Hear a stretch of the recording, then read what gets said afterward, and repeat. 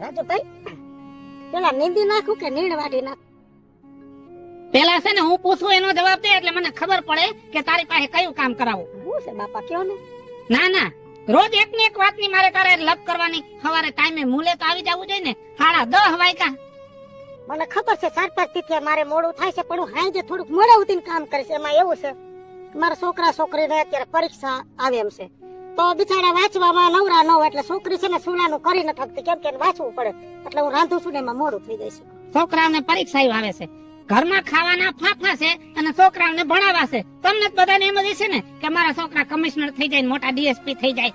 આમ જો પેલા આપણું વિચારાય અને પેટનું વિચારાય. અને તમને બધાને એમ છે કે આપણે જિંદગી આખી મજૂરી કરી, છોકરાઓને ભણાવી ગણાવી નોકરીઓ કરાવી. તમારા મોઢા નોકરીઓ કર્યા જેવા નથી.